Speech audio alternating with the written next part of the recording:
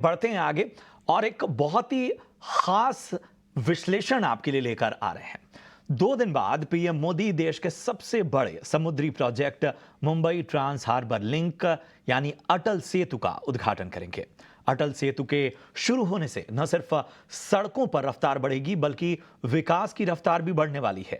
Mumbai trans harbour link शुरू होने से सबसे ज्यादा फायदा किन किन सेक्टर्स को होगा, इसे समझते हैं हमारे एडिटर इन चीफ निकुंज डालमिया से। निकुंज, जरा बताएं आपका नजरिया इस बड़े बदलाव की ओर क्या कहता है।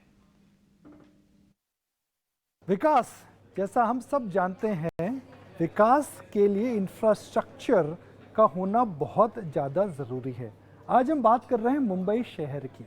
मुंबई के अगर इतिहास को आप देखें तो एक ज़माने में मुंबई को आइलैंड ऑफ 7 सिटीज़ कहा जाता था, 7 छोटे आइलैंड। मगर आज मुंबई विश्व की one of the biggest cities है और उसका जो सबसे बड़ा कारण है वह है इंफ्रास्ट्रक्चर डेवलपमेंट। और मुंबई में अब एक ऐसा कुछ होने वाला है जिससे विकास भी और रफ्तार भी और आपको पैसा बनाने का मौका भी मिलेगा। हम बात कर रहे हैं मुंबई के अंदर जो नया हार्बर लिंक आ रहा है। ये मुंबई का नक्शा है, देखिए आपके सामने है। मगर अब मुंबई और नवी मुंबई के बीच में एक हार्बर लिंक आने वाला है। हम इसकी इस समय बात क्यों कर रहे हैं? हम इसकी जनाब इस समय इसलिए बात कर रहे हैं बिकॉज 12 तारीख को प्रधानमंत्री नरेंद्र मोदी जी इसका उद्घाटन करने वाले हैं। इसके बाद क्या होगा? नवी मुंबई टू मुंबई और मुंबई टू नवी मुंबई की जो आपकी अभी जर्नी है, जो करीब 2.5 से 3 घंटा होती है और बारिश के समय में 3.5 घंटा भी हो सकती है, अब वह 25 से आधी घंटा हो जाएगी। तो जाहिर है कि एक जो नया विकास है, इसकी वजह से जो मुंबई का जो लैंडस्केप है, जिसे हम बोलते हैं नक्शा बदलने वाला है। जब भी इंफ्रास्ट्रक्चर के अंदर हम देखते हैं विकास होता है, और एक काबिल तारीफ़ है कि यह जो पुल बन रहा है वो हिंदुस्तान का सबसे बड़ा सीलिंग होगा, मगर विश्व का 12वें नंबर का सीलिंग होगा। रिकॉर्ड टाइम में इसको बनाया गया, रिकॉर्ड स्पीड पर इससे बढ़ाया गया है। मगर इसकी वजह से प्रोडक्टिविटी गेन होगा, इसकी वजह से ज़मीनों के और आपकी रियल एस्टेट इन्वेस्टमेंट्स में फ़र्क पड़ेगा। तो फ़र्क कैसे पड़ेगा? नक्शे पे दोबारा चलते हैं। नक्शे में अगर आप देखें तो ये जो ब्रिज आ रहा है वह मुंबई टू नवी मुंबई में जब ये ब्रिज अनाउंस करा गया, उसके बाद मुंबई के अंदर उल्वे क्षेत्र के अंदर जो कीमतें हैं वह करीब 10 साल में दुगनी हो गई। मगर मेरा यह मानना है कि ये तो पिक्चर की शुरुआत है। जैसे जैसे विकास होगा, जैसे जैसे लोगों को इम्पोर्टेंस पता लगेगी कि इस एरिया के अंदर हम कितनी इजीली अब समय बचा करके कम्यूट कर सकते हैं, मुझे लगता है कि नवी मुंबई के अंदर रियल एस्टेट के अंदर दाम बढ़ने वाले हैं।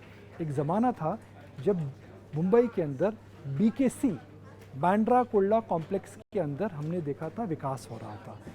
10 साल लगे, 15 साल लगे, मगर BKC आज एक प्रकार का दुनिया का सबसे बड़ा और one of the biggest business hub बन चुका है।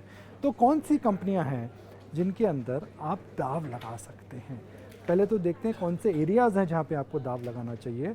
और L&T group, Hiranandani group, Badhawa group और गोदरेज प्रॉपर्टीज़, इन सभी बड़े रियल एस्टेट डेवलपर्स ने यहाँ पर रियल एस्टेट के लैंड बैंक्स एक्वायर करे हैं और आने वाले समय में हम देखेंगे कि वहाँ पर बड़ा ही एक्सपेंशन हो सकता है।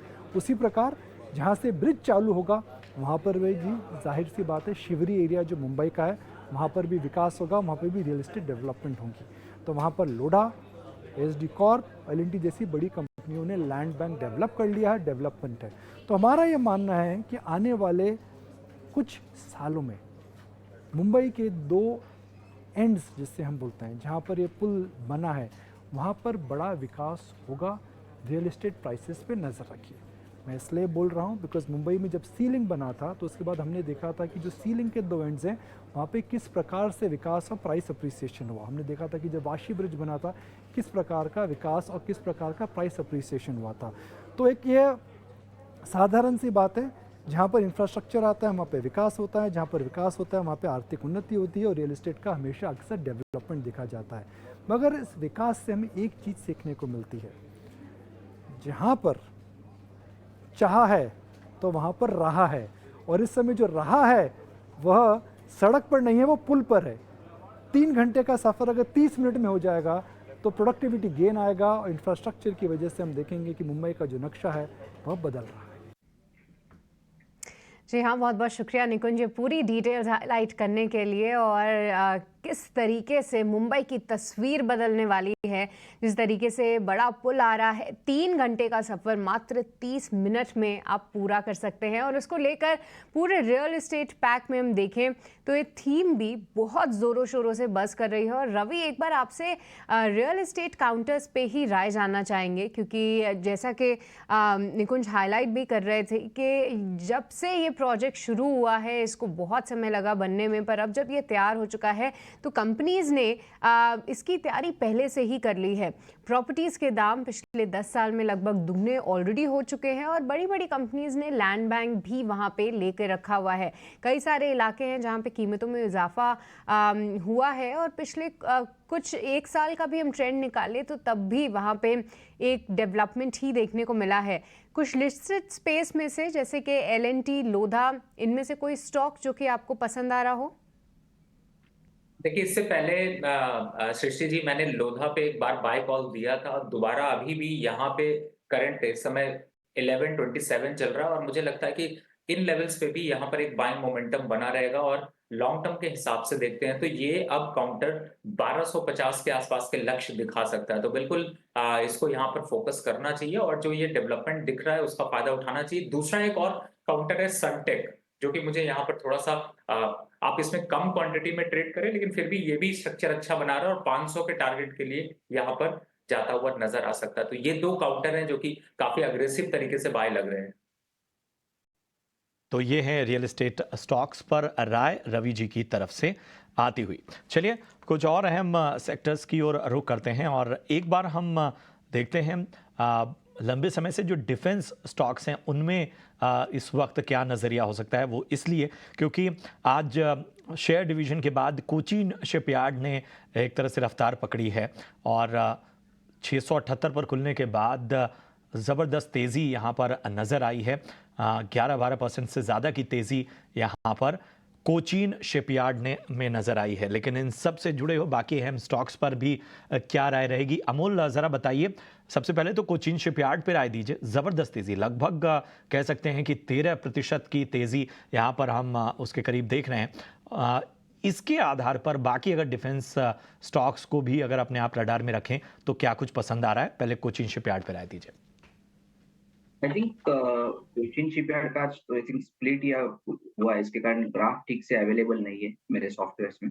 बट जितना भी है आई थिंक एक बाउंस बैक है एक इंट्राडे चार्ट्स पे। आई थिंक 725 724 एक इमीडिएट सपोर्ट रहेगा और ओवरऑल भी मोमेंटम लग रहा है कि जो बुलिश मोमेंटम है वो कंटिन्यू रह सकता है। मुझे एक हिंदुस्तान एरोनॉटिक्स HAL इसका फॉर्मेशन अगर मैं देखता हूँ तो वो एक अच्छा लग रहा है। एक रैली के बाद एक अच्छा खासा कंसोलिडेशन हुआ है स्टॉक में। थोड़ा ओवरबॉट है बट अगर ये 3050 3060 अगर ये ब्रेक करता है तो ये स्टॉक में भी एक फ्रेश अप ट्रेंड रैली आने के चांसेस यहाँ से ब्राइट दिख रहे हैं। ठीक है, तो ये है सलाह कोचीन शिपयार्ड पर।